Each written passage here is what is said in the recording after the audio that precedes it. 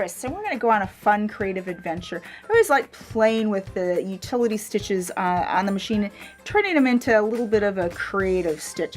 And I found a great one. It's actually an overcasting stitch, and by making a few little adjustments and using a fabric that's cut on the bias, such as this silk, I can create this awesome picot edge. And I just think it's kind of fun how the stitch comes straight across, but it reaches over the edge and it just pulls that edge back. So you have this really delicate, pretty edge that just looks spectacular in most any project you would put it in, whether it be along the edge or within a seam.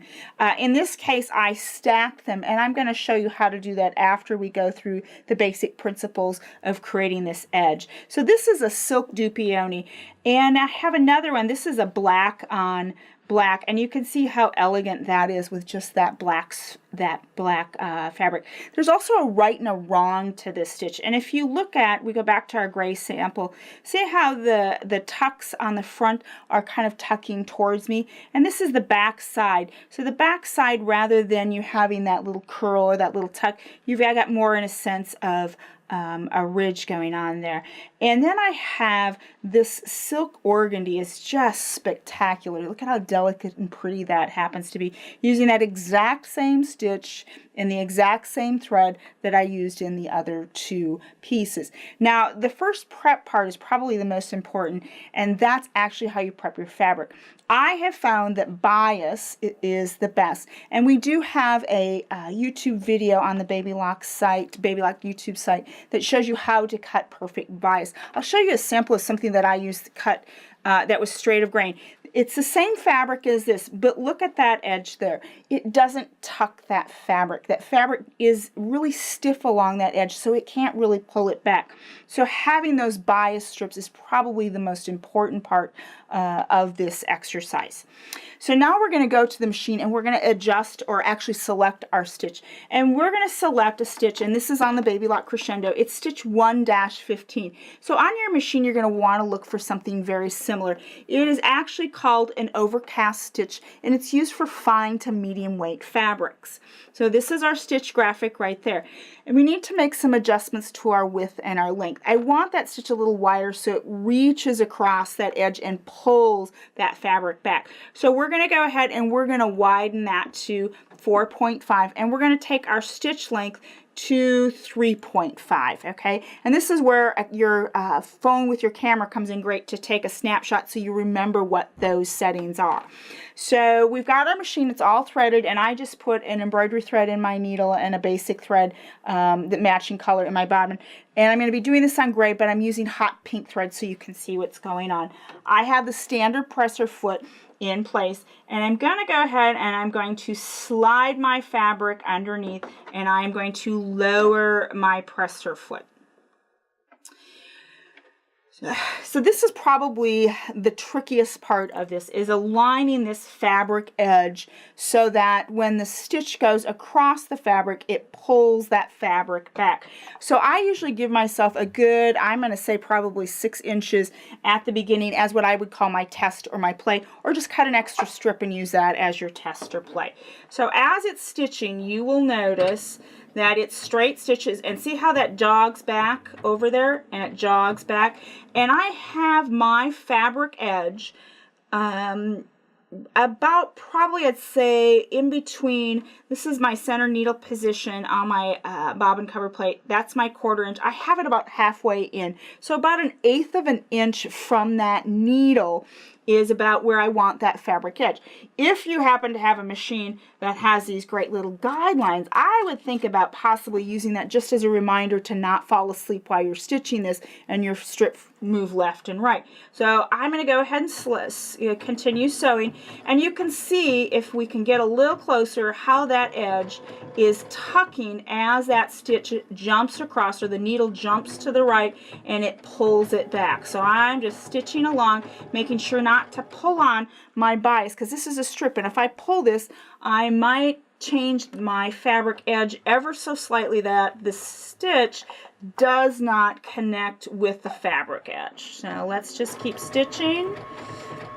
And once I get a length, I'll go ahead and pull it out so that you can see what the end result is. And you can see right there, can you see how that's tucking that back down so that I have that nice little scalloped edge?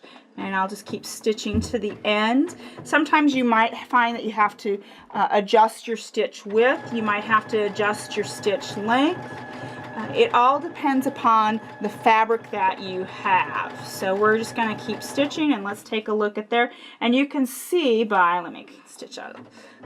I actually dropped my width down to about 4, and you can see that I had a little bit of a change right there.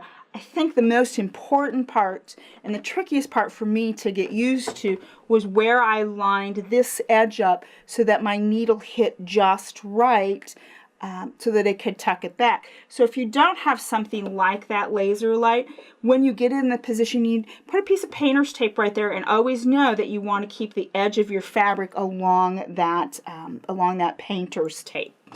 So let's just end this piece, and then what we're going to do is I'm going to show you how you can create a great little edge with this by going ahead and stacking these strips so that you have 3 rows, or maybe you only have 2 rows.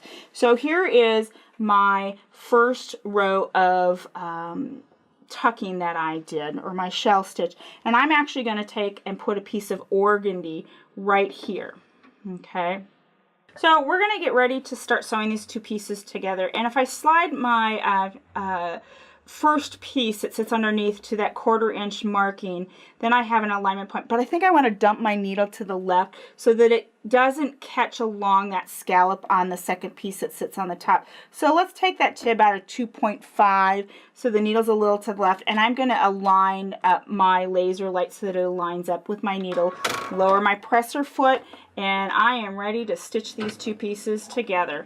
Even though I have the laser light, I still like to manually hold my fingers here and just kind of keep an eye on things to make sure that everything is in alignment. And again, I have a hot pink thread on. If I were doing this for a sample or for something within my home, I would make sure to match my threads.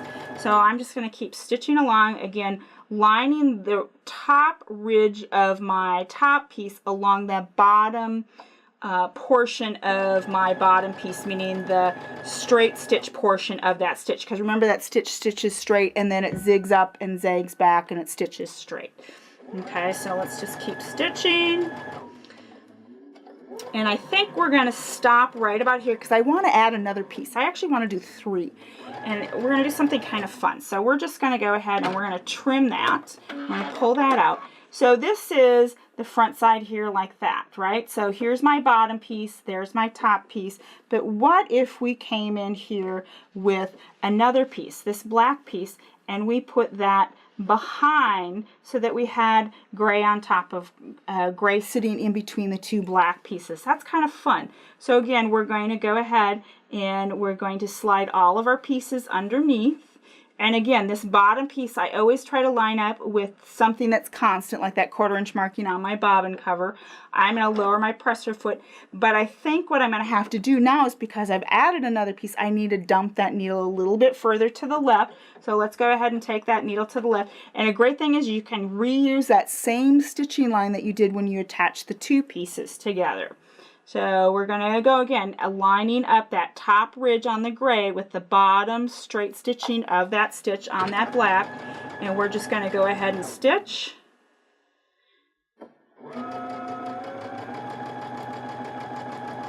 And I'll stitch down to about the same point where I stitched on the other. And when we pull this out, you're going to have a great little trim that you could, in a sense, use anywhere. But the great thing about this is something that you would probably see in a high-end decorator's showcase as something that they would sell when they make custom pillows.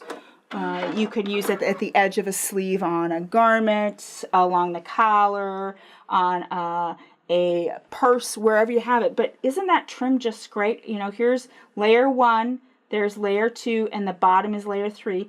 We have a silk silk dupioni, and then this is a silk orangey, and that I think is just so fun. And even on the back side you still have that scallop, so either direction this is a great looking trim. So before we go, I want to share with you one tip that I've learned in using this technique, and that happens to be when you're creating long continuous strips, when you're putting your buys together. Say I wanted yards of this particular edge, and what I'm doing is I'm joining my bias ends together. What I found was as I went over these ends, see these two ends are joined here, the stitch didn't form. It didn't, in a sense, roll or flip over properly. So what I started doing was I started doing my strips separately as strips, in a sense folding them half, pressing them in half, and then stitching. And I would come in roughly a quarter of an inch, or about, that's roughly about half an inch from each end. And then what I do is I open these pieces up just like this, still attach them, stitch them together, and my stitching lines up once I have that seam in place, so that it is a continuous tucking using that particular stitch. So I hope you find that helpful, because I know I really struggled with these heavy ends and didn't like the look. So it did help me in the end product of what I was doing. So I thank you for joining me for this creative adventure, and I'll see you on the next one.